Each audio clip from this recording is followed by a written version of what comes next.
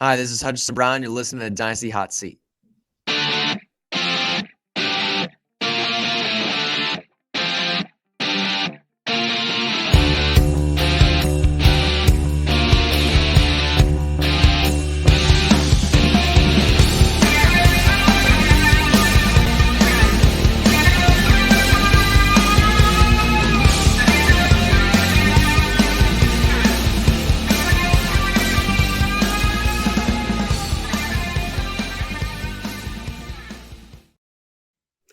Yes, hello everybody, and welcome back to the Dynasty Hot Seat, the only Dynasty show out there that is certified Inferno. And today, hey, we got him back, popular demand. We got Hutch back on the hot seat. Hutchinson Brown. You can find him over Twitter at Hutchinson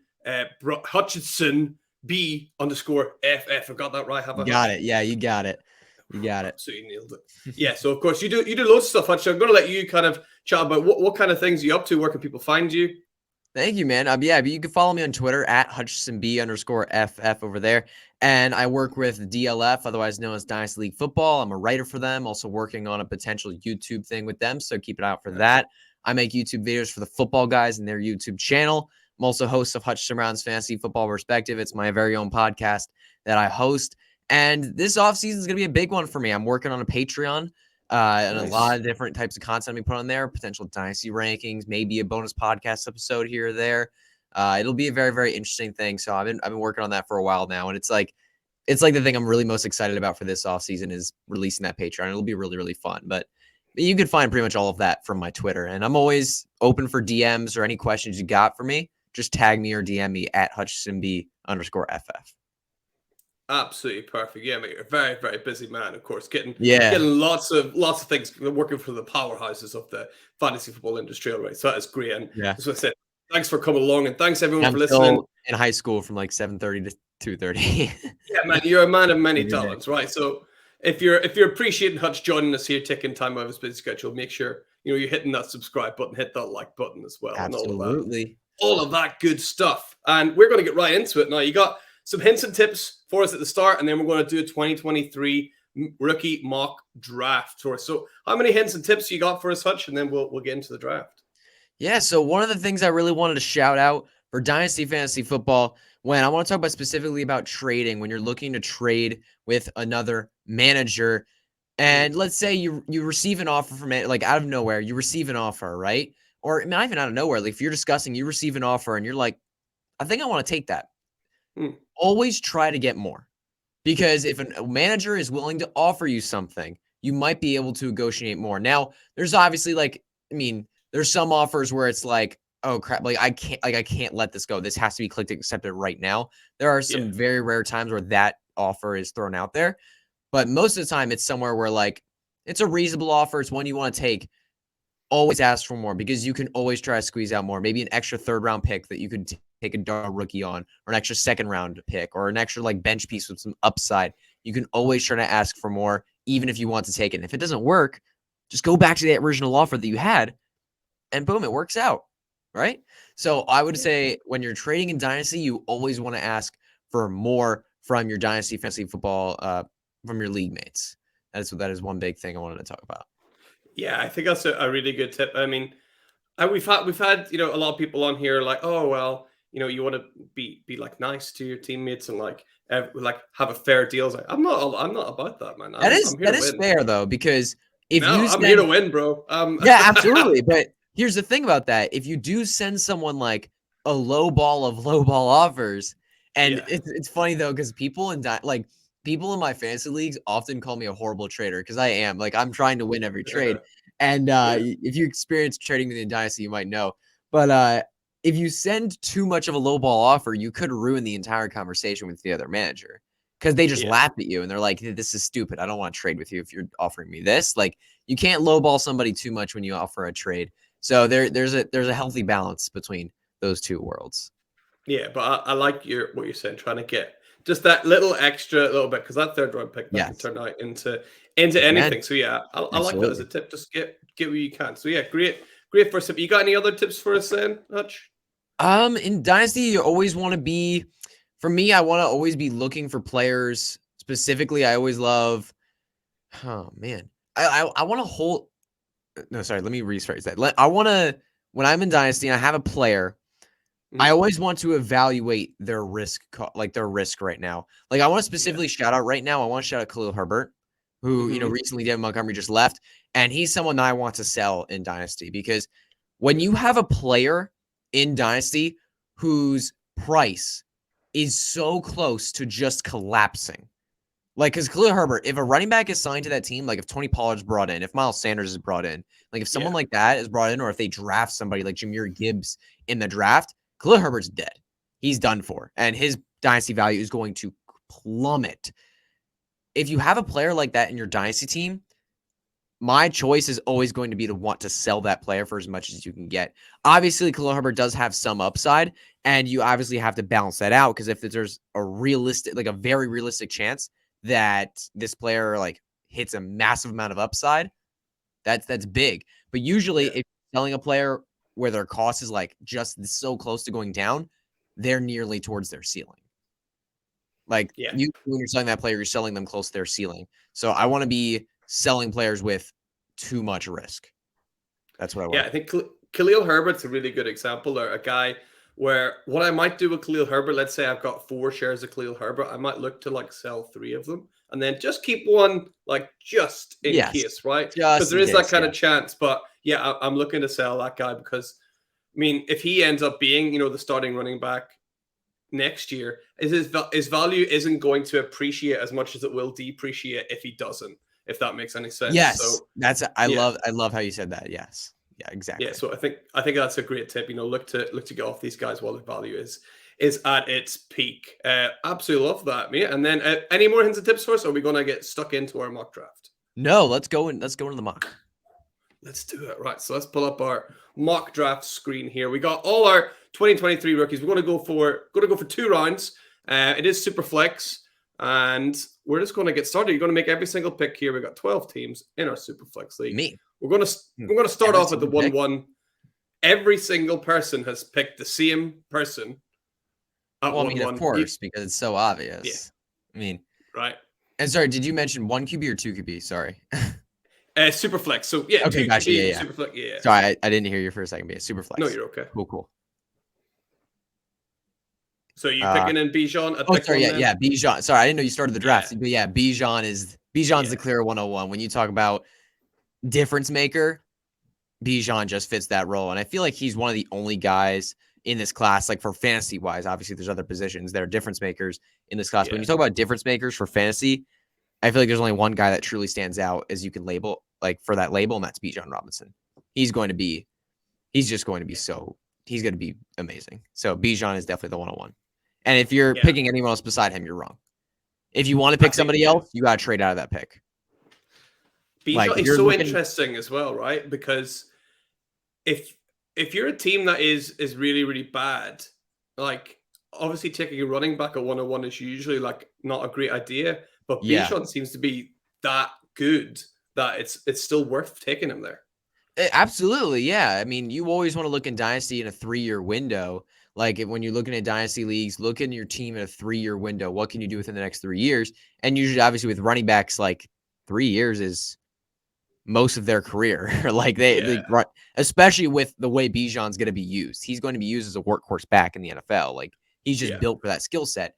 So I feel like Bijan Robinson is not going to have tons of time in the NFL. So if you're at the 101 and you really just don't want to take a running back, I think trading to the 102 or 103 if you want a quarterback instead is not a bad idea because people are willing to like add their firstborn child onto the 102 to get to the 101. Like people are scratching and clawing for that 101, and especially if Bijan ends up like in a really good spot for fantasy, like on draft day, you're going to get the most ridiculous offers you've ever seen for Bijan Robinson. So if you're like I mean, it's tough to say that you're because now I don't have any teams in my dynasty league so like right now that are like, okay, this team can't win in 3 years because you can't Yeah. really say that. If you really hit on your rookie picks, if you make some good trades, anything can happen. Some Mm. teams can go from contender to just completely last place in the year. Like it's happened to me a couple of times, and vice versa. Like it can always Yeah. happen. But so I don't you don't want to completely rule it out, but it's definitely something you have to think about. Like what is more worth it for your team? Yeah, absolutely. And I think having Bijan such a game changer, especially Oh considering my the goodness, running yeah. back market. Like people are dying for starting running backs right now, and Bijan's going to come in as arguably the running back 1-1 in Dynasty Fantasy Football before he even plays a game. Oh yeah, 100%. He'll be the dynasty. He's already. I mean, I'd rather have the 2023 101 than any other running back in dynasty. Yeah, I'd rather yeah, have because it's Bijan Robinson. I'd rather have that than any other running back in dynasty. yeah. Like it's just I how think it you're. is. I would trade I any think you're running back spot for on. that pick. Yeah, absolutely. So then we've got Bijan. So then the real draft starts now, right? Because everyone takes Bijan Yes. at 1-1, Yeah, right? yeah. So who's coming in at pick 102 then? So 102. I mean, I think there's two players that are really in consideration here. You got Bryce Young and you got Yeah, CJ Stroud. I know Anthony yeah, Richardson's been getting a lot of hype, but he at the combine, everyone wants to hype up his combine, with the 40 he ran, the vertical jump. He looked fine as a passer. He looked fine. yeah. Like he didn't look Mhm. special. And he was not good as a passer in college. Like that's just straight up what it was. He just wasn't good as a passer in college at all. He's going to need a lot of work and a lot of time. And even if he gets it, he might not work out at all. So Anthony Richardson's Mhm. somebody that if he gets picked 101, that'll be that could be a bit of a different story. If he gets picked at the first overall pick by somebody, that could be a Mm. different story because that's just so much draft capital. That's so much investment. The NFL clearly believes in him. So that'll make it a bit of a different thing for me. But right now, currently, I don't think he's going to be picked 101. So I'm not considering Anthony Richardson as the quarterback one of this class for fantasy football, even though his legs are going to be amazing for fantasy. So at two, Yeah. though, I'm going to take Bryce Young. I think Hmm. even with his size and even with that whole concern, I think he's the safest, the most developed passer in this class. So I'm going to take Bryce Young. I think he's going to be a very solid quarterback for fantasy. And then the third one will be CJ Stroud then as well. I Yeah. think I'm just overall a little bit more secure with Bryce Young. Not like it's not huge difference to me though. They're like a very 1A, 1B kind of guy to Yeah. 1A, 1B kind of guys to me. Yeah. So as we're kind of getting towards the NFL draft, I think you're kind of looking at these players now more in light of what are they going to do for fantasy. And with Bryce Young, I think while he might be the best, quarterback there, I'm starting to ask myself now, is he actually the best like fantasy quarterback? Like, I mean, what can he do that's gonna I think Anthony Richardson's obviously got the highest ceiling, but for me, Yeah, I'm kind of Richardson starting absolutely has the ceiling. yeah. He absolutely has I'm, it. I'm maybe starting to lead CJ Stroud though in terms of fantasy. I wonder if he's maybe the guy that has this better use of his legs and maybe could score more fantasy points than Bryce Young, despite not being the better quarterback. Because we all know it doesn't always register the more fantasy points equals better player. Yeah, absolutely. I mean, you talk about CJ Stroud. I mean, he was a guy that people were excited about for his legs, but in college, it didn't really show much. Yeah, Like, he didn't really use his legs much in college. And he actually had a press conference, the combine, where he said he wished he used his legs more. So if CJ Stroud were to really like develop as a passer well and then hmm, unlock that running game, like he could absolutely be looked at as the quarterback one in this class when we look back a couple years later. yeah, But I think after these two picks, it becomes a bit of a teardrop for me yeah, for the next 2, 3 picks. So the next one, though, my locked in 104 is going to be Jahmyr Gibbs. I am a yeah, Jahmyr Gibbs. He's one of my guys of this class personally. I think he could be the RB1 of a lot of classes. I feel like the hype, yeah. it's well-deserved hype for Bijan Robinson, but it has overshadowed Jahmyr Gibbs and his true talent because Jahmyr Gibbs, Mm, he's one of the, if not the best pass catcher in this class at the running hmm, back position, not as yeah, a wide receiver, not among the wide yeah, yeah, receivers, but at the running back position, he is elite. He is like when he comes in the NFL, he's going to be one of the better pass catchers in the NFL when it comes to the running back position already. He is truly special at it. And he's going to be a difference maker for a team in that. And I really see him being like one of the next Austin Eckler's, one of the next Alvin Kamara's for fantasy, where their running game's good, but their pass catching ability is what truly makes him special for fantasy. And I'm really hoping he doesn't go to somewhere like Philly or yeah, Chicago where they don't use running backs that way because that would really hurt him for fantasy. But if he goes to a place like I don't know if the Saints were to draft a running back, if Carolina were to draft a running back, if the Chargers were to trade Austin Eckler and then draft a running back, those would be excellent spots for Jahmyr Gibbs, and I'd be so happy to see him there. And he ran it. I mean, oh my gosh, I can't.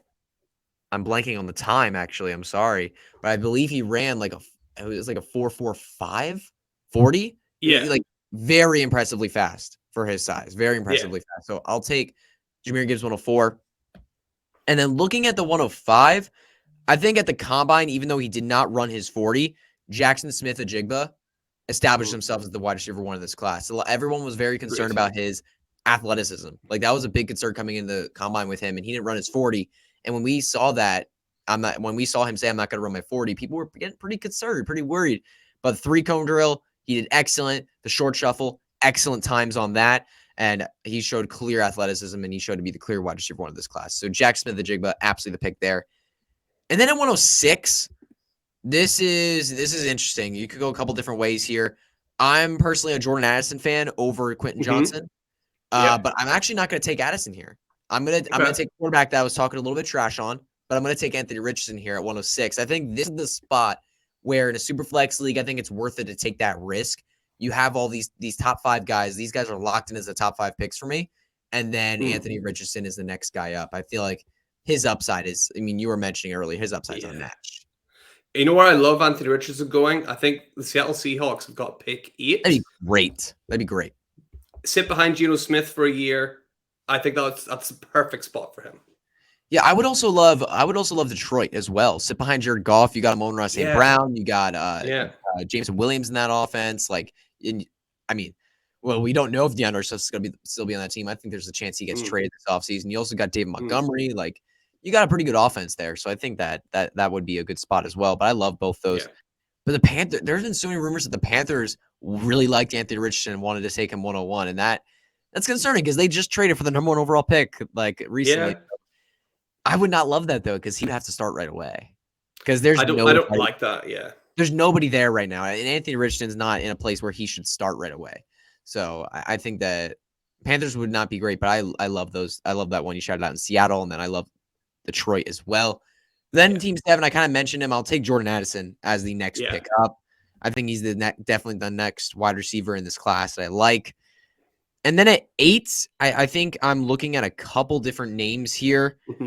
It's really tough between even though I don't like him, he's still a quarterback. Will Levis. I really just don't love Will Levis. I really like Zach Wilson vibes are coming on to me with him. Like I don't love Will Levis.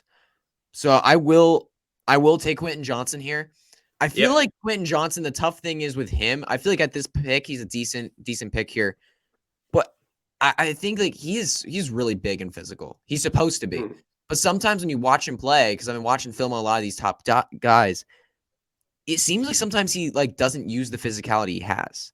Yeah, like he doesn't use his size to his advantage half the time. And it's like, what are you doing, dude? Like you're a monster. Play like it. Like it's weird to watch him sometimes. I have an odd theory I've mentioned to a couple of people about Quentin Johnson, right? He is obviously this big guy, but he's got tiny legs, like really skinny little like beanpole legs. And I'm wondering if that affects his ability to get up and like win high, or like it's just an odd build for someone so big. And I wonder if that's going to hold him blocking back a little sometimes as well too. Yeah, I see him struggling with blocking a lot. Like he lets guys get past him pretty often. So the next player I'm going to take, I think I was debating between Levis. I was debating between Johnson. So at this point, I want to take Kendre Miller.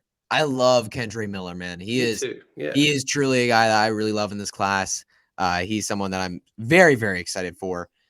But I think at the end of the day, I think the quarterback position in Dynasty Superflex leagues is pretty big. And I'm assuming this is like a 12-team or a 14-team 12-team league. Oh, yeah. Sorry. It says it right there. Duh. Team 12. 12-team league. So I'm going to take Will Levis, even though I don't love him as a prospect. He's going to get an opportunity, and if he's able to come through, he could be a good fantasy quarterback. So in Team 10, I will take my personal RB3 in this class. I'll take Kendre Miller. Like, just so hyper productive in the time he played. He as a pass catcher, little concern with him as a pass catcher. He isn't shown too much of that. He can dump off like if you're playing the dump off game, he can do that all right. But he's not like a special route runner like someone like a Jahmyr Gibbs is. He can take dump offs if you need, which is all right. But he's a very productive run on the ground. He's super physical, and he averaged I believe he averaged 7 yards per carry in every season he played in college. I might be wrong on that. Really solid, yeah. But I might be wrong. You might have to check me on that. But I know he averaged 7, at least 2 of them. But he was just so high productive, just insane for that TCU team. And I would love to have him on my Dynasty team at pick 10. So then at So pick yeah, 11, we're I looking. love that. But by the way, Kendra Miller, I've been doing sort of a weekly kind of ADP based on mock drafts done by guests on here or from like football guys who you work with and like tons of other people. Kendra Miller on average pre-draft was going around pick 18, 19, which I just think is an absolute steal. So I hope he kind of Yeah. stays down there because I'm valuing him around where you have him here. Yeah. So Wait, really? That's interesting. yeah. Yeah. That's So he's interesting. been really That's pushed down, crazy. but I think he's a first round talent. Yeah. The only thing that's concerned with me with him is his lack of burst.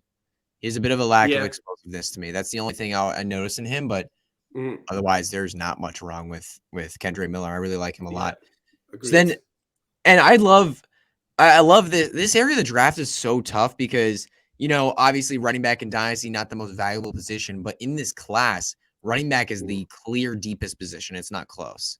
Running back is the Yeah. deepest position in this class. I love this running back class. So I'm gonna take Zach Charbonnet at the next pick here at team for pick 11 for team 11, Yeah. and he's also a bit of a lack of burst when I watch him play, but when he gets going, it is so hard to slow him down and tackle him. Like he is a force to be reckoned with when you give him the football. So if he gets like same with Kendrick Miller, same with Zach Charbonnet, if you like or any of these like running backs like that are in the this range of the draft, like the Yeah. mid, early second or late first, if these guys get like a second round draft pick, they're gonna be someone you want for fantasy. You're gonna be someone you want to be in on. You want to see where the capital is because someone's willing to spend a round 2 pick on one of these guys after missing out on Jahmyr Gibbs or Bijan Robinson. That's gonna be huge, huge, huge. So I do would love. wonder what's going to happen with these guys. I think Yeah, NFL, the teams in the draft, they're either going to be like, right, we're going to take these guys in the second, we're going to get a guy, or they're going to be like, oh, we can get Miller, we can get Charbonnet, we can get Etienne. There's so many they might end up falling because there's so many of them. I don't know which way it's going to go. Yeah, there's just there's like 10 running backs in this class that you could say, all right, this guy could be a legit starter in the NFL. Like there's like 10 of them in this class that could really do it. So it could just like have them all fall because when there's plenty, like like in fantasy, we always talk about it. When there's plenty of one position, you don't want to take that position. You don't want to take the top of that position because you're not really getting a significant advantage over everyone else. You want to take the positions that are lacking so that you can get an advantage over everyone else at that position. Yeah. Like that's why in a lot of drafts you see people taking running back heavy because running back is such a fragile position. When you get one of those top guys, it's pretty advantageous. Or tight end too. I mean, tight end, there's only really one, and it's Travis Kelce. If you get Travis Kelce, you have a huge advantage over your league mates. Like that's just how it's been for the past few years. But then you talk about like the wide receiver position, so deep in fantasy. So deep in fantasy. Like you can get guys like in the 5th, 6th round that like win you your league all the time. Doesn't happen as often with tight end and running back. So I really it's really interesting to think about how those running backs are to fall in the draft. But at the end of the first, I want to take. I don't know if I want to take a bit of a reach. There's a bit of a reach I might want to take here. I might wait a couple more picks. Just wait a couple more picks. This one here, I'm going to be taking Zay Flowers, wide receiver, Boston College. I do like Zay Flowers a lot. He's a great production record at Boston College, 3,400 receiving yards, 31 touchdowns, his entire college career.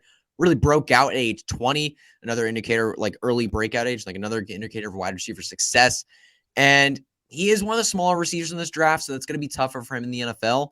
But we've seen smaller receivers be able to succeed. So I think Zay Flowers as a first-round pick is an all right spot. So I'm going to take Zay Flowers there. Yeah, draft capital for him is so important. I think if he goes like second round, then you're like teams are going to use him. But because of his size, he could end up being like a gadget guy, which you're kind of a bit afraid of in fantasy. So yeah, draft capital for Zay Flowers definitely important. But I love the talent. Yeah, absolutely. So the next player I'm going to take is another running back that I think could make a really, really big impact. I'm going to take Zach Evans, running back Ole Miss. Another player who used the transfer portal it made a great effect on him. Like it just like when you put him in the transfer portal, he made a great effect.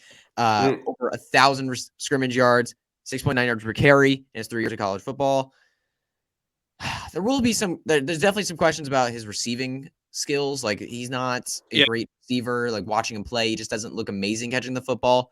Only caught 30 passes his entire college career. So am worried there. But overall, I do like Zach Evans. I think he could be a very productive running back. I think this is the spot where I'm going to take the tight end that I really like. So you might expect me to go Michael Mayer here, or I just call him Michael Meyer because I just like Michael Myers. But I'm actually going to be taking, like, my personal favorite tight end in this class is Darnell Washington. Darnell Washington I is my love guy. that. He's one of my guys of this class. Like, I am just all in on Darnell Washington. So I'm actually going to take him here because Michael Mayer he's decent as an athlete. He's a very good pass getter, but decent as an athlete, nothing really special. I just don't see the upside with Mayer. I think his upside, if he hits his top ceiling, absolutely, like absolute max, like Zach Ertz was with Philadelphia for a while, where he was just getting boatloads and boatloads and boatloads of targets, but not doing much with them after the catch. I mean, like, I would watch Eagles games with my whole family, and we all be making fun of Zach Ertz because he caught the ball and fell down. Like, that's what he did every time. And we'd all be making fun of him. I feel like Michael Mayer might become a little bit of that player a little bit. So I'm not really, I don't want that for fantasy. Like, I just don't want that. I don't want the boring, non-really athletic tight end because that doesn't really get you anywhere.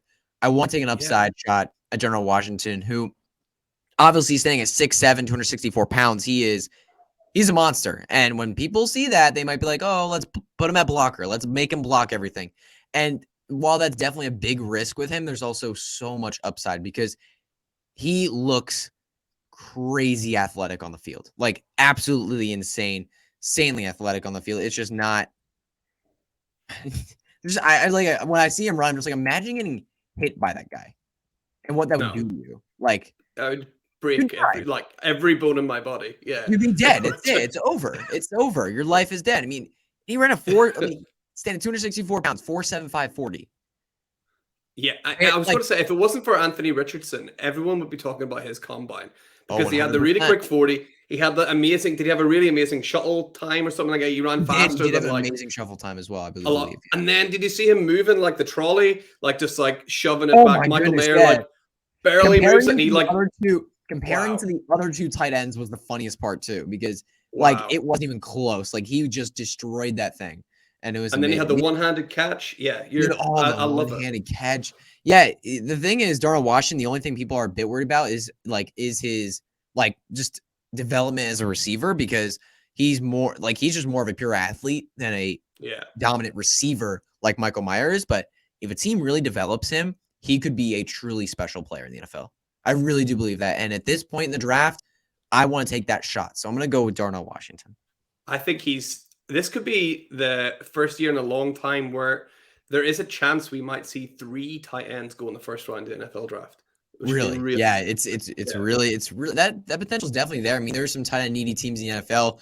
I'm looking specifically at Green Bay, who does have that pick, who does have that early pick. I think they're at 14, 15. I think they're right there. I think the tight end there could definitely happen.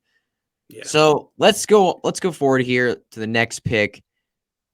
This is really tough because there's one wide receiver that started off really hot in his career, and he was looking to be amazing prospect, but it's fallen off so hard. And that's Kayshon Boutte, who this past year in college, he was all right. It was a pretty down year. And the combine, I don't think he ranked top 10 in any metric when anything. I don't think Are you taking him here? Sorry, am I locking No, I'm not. I'm sorry. I'm just shouting him out as a person I'm worried about. I wasn't. Yeah, that was misleading. My bad. I think I'm actually going. Man, that's it's really tough. I'm still deciding between a few names. I think I'm gonna take. You know what? Let's go with. I'm gonna take a dart throw. I'm gonna take. Oh my God! Sorry, I'm tilting live on the podcast. This feels so dumb. This is like one of the best things though, because this is what happens to everyone whenever you're drafting. You're like, but it's always good to see other people do it. I'm like, I'm not the only one that does it. Yeah, absolutely. It's crazy, and like, I think I'm gonna take Tank Bigsby. Sorry, I'm mispronouncing his name. But I'm gonna take him here. I think he's a very solid running back. I think he's gonna be someone. I mean, best year. I mean, he wasn't doing tons in college before, but 2022, fantastic season, and managed to have over 600 touches in 3 years in his college career. I mean, Tank Bigsby somebody that I'm definitely going to be looking for in drafts, seeing where he goes. Hopefully he can get a day 2 draft capital. I'm hoping for that. But if he doesn't, then we'll see how that goes. But that's a lot of these running backs. You're hoping for day 2 capital.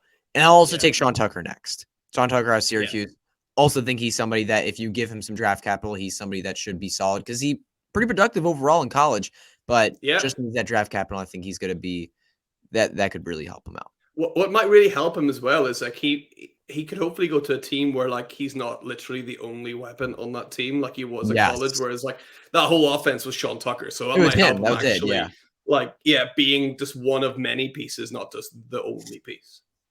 Yeah, I absolutely agree. So the next one I'll take, I did talk trash about him earlier, but Michael Mayer, I'm going to take him, tight end Notre Dame. It's, he's definitely somebody that's going to make an impact in the NFL, but the upside for me is just so, I feel like we're going to just, I feel like we're investing at this point into like a mid-end tight end one who does okay, but nothing great. I feel like that's kind of the tight end we're going to see here because of the lack of athleticism that the numbers show it in the combine.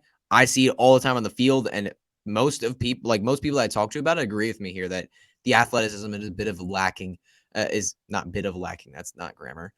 Is lacking for Michael Mayer. So I'm going to take him there at that pick. I think at that point, it might be a good pick. Yeah, to me, I think he just looks like that kind of tight end. You're right. That is just in that tight end, 6 to 20 range where it's just the like 5 points. Yeah, he plays old school tight end, and that's like it's just the tight end position is so much different now. To be like great at the tight end position, it's different now than it was back then. So, Michael Mayer, I don't know if he's going to have tons of success in the league. But moving on to the next pick, I think I'm going to be. Oh man, this is interesting. I think I'm going to be looking at Kayshon Boutte. The flashes he showed early in his career were pretty like monstrous. Like he was looking to have a monstrous college career, and I'm just going to take it and hope that he's able to come back.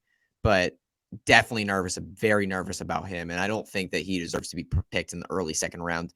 And I don't know, like his capital from the combine from this past year could take a significant dip. Like I wouldn't be surprised if he falls out of the second round. I think he will.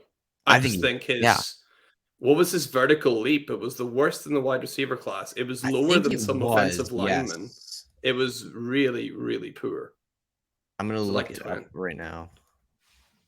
Yeah, he was.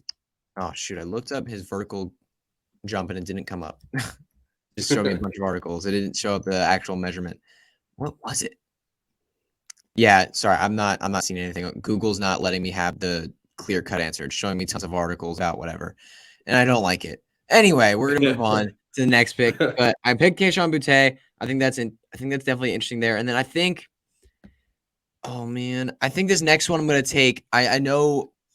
I think he's someone definitely that I'm also really nervous about this wide receiver. Very nervous about him because over like nearly 50% of his production came from fly routes and go routes. Yeah. Like just like everything was fly routes and go routes, and he's not super defined route runner. I see your computer mouse already hovering over him.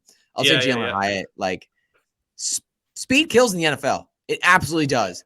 And if he can develop his route tree a little bit better, he's going to be somebody that makes a difference in the NFL. But if he can't do more than go routes and fly routes, which in college, it's kind of a lot of that's the majority of what he did. It's just, he's going to be somebody that doesn't make a huge impact for fantasy. He'll have a big play here and there, but for fantasy, he won't be there. He's going to be Jalen Guyton, right? Oh, that's a good one. Yeah, I like that. I like that comp. Yeah. So the next player I want to talk about, I'm going to take, I think his fall has gone too far here. I actually kind of forgot his name for a second. Tyjae Spears. I'm going to take him. Yeah. Like, I think I think I let him fall too far in this draft. I'm going to apologize right now. I think I let him fall too far in this draft. I think that is a really nice value for him at this spot. If he gets day 2 capital or round 2 capital, oh man. I'm gonna be pretty excited about him if he can get that capital because I already love him as a prospect. I can't believe I let him. If he could learn to catch the ball as well, can you imagine what that would unlock? Like that would be crazy. Goodness. Yeah, he would be. He's just such an insane athlete, man. He's so insane as an athlete. All right, next one I'm gonna take. This one's also tough. Rounding out the draft, I think I'm going to take. I think I'm gonna take Cedric Tillman here, wide receiver at Tennessee. He was like he was going to be a first-round prospect like a year ago. Like, people were talking about him as a first-round pick, and his stock heading into the draft has only declined, and I don't know where it's going to go, but hopefully he can get some good draft capital, and hopefully he can just get back to where he was like a year or two ago, because he was looking really good. It was kind of like how Keishon Butte happened. Like, it was really looking really good. I think he got that injury right towards the the injury. last season. The injury was the biggest part, but yeah. Moving on, next pick. Yeah, this is tough. I'm gonna take a dart throw. I'm gonna take a dart throw at Hendon Hooker. Hooker. I think I don't love him as a prospect. I don't think he's fantastic, but quarterback in Dynasty Superflex is it's a position that's just, you got to get your guy. You got to get a guy. So I'm just going to take a dart throw on him. I think in the late second, it might be worth it to take it. Then the next pick I'm going to take, I don't know if this guy, I feel like he'd be a bit of a reach here. I think he'd be a bit of a reach. You know what? Maybe I'll shut him out at the end for somebody you might want to look at in the third round of your draft. Okay. But right here, I'm going to take Rashee Rice. Rashee Rice, another player, did not declare early, but has very respectable college profile, 3,100 yards, 25 touchdowns in his college career. Good size frame and pretty good, decent speed. He's good at getting open. He knows how to do it, and I'm going to take him here. I think at the second round, that's a solid dart throw to make. Yeah. And then with the last pick of this draft, oh my goodness. There are... Ooh, my goodness. Man, I love this draft class. Look how many players are still there. There are a lot of interesting players. There's a lot. I'm going to take... I'll take... Wait, hold on. Is that top name? That's Josh Downs, right? On the top. Yep. I'll take Josh Downs then. Absolutely. Yeah. I also that's too far. He fell too far in that draft. I should have probably taken him over Jalen Hyatt. But yeah, definitely take Josh Downs there. But yeah, absolutely. Yeah, this draft class it's interesting. Like, there's not a ton of like superstars, but it is very deep. There are so many interesting players like in the second round. I think like an early second in this draft is worth so much more than it has been in previous years. So I'm really liking that there. And then a couple names I do want to shout out. I do really like Marvin Mims. He is a living highlight reel. Like, go watch his highlights. It's kind of crazy. He's a living highlight reel. It's absolutely insane. I love Marvin Mims. I also love Chase Brown. Running back. Keeps coming up. Yeah, he keeps coming up. I love Chase Brown, running back, Illinois. He's somebody that he's gotten better every single year of his college career. 13 touchdowns in his senior year. And a decent combine. I'm hoping Chase Brown gets some capital. Day 2. Hoping day 2 capital comes for Chase Brown. I think he's somebody that can make an impact. Nice. I love that. Yeah, Chase Brown name. I think pretty much everybody has been on the show. I've said anyone starting out. He's a popular sleeper name that people are shouting out. But yeah. Absolutely. Yeah. So it'd be interesting to see where he ends up. So let's talk through then who you've got in the 2 rounds of our 2023 rookie mock draft. You got Bijan Robinson, Bryce Young, CJ Stroud, Jahmyr Gibbs, Jackson Smith and Jigba, Anthony Richardson, Jordan Addison, and Quentin Johnson. Then Will Levis, Kendre Miller, Zach Charbonnet, and Zay Flowers rounding up round 1. And then into round 2, you got Evans, Darnell Washington, the first tight end off the board, then Tank Bigsby and Sean Tucker. You got Michael Mayer, Keishon Butte, Jalen Hyatt, Tajay Spears, Cedric Tillman, Hendon Hooker, Rashee Rice, and then Josh Downs wrapping up round number 2. Fantastic chatting some rookies with you, and of course some of those sleeper picks at the end. So Hutch, that brings us to the end of the show. Just wanted to say thank you so much for coming on again. Do you just want to remind everyone where they can catch you online before you head off? Sure, yeah. Thank you so much for having me on. I really appreciate it. It was definitely a fun rookie draft. Go through, talk about all the players. You guys go follow me on Twitter. I'm at HutchinsonB_FF. I write for Dynasty League Football, otherwise known as DLF. I make YouTube videos for the football guys in their YouTube channel. And I'm a host of Hutchinson Brown's Fantasy Football Perspective, my podcast. It's my own thing.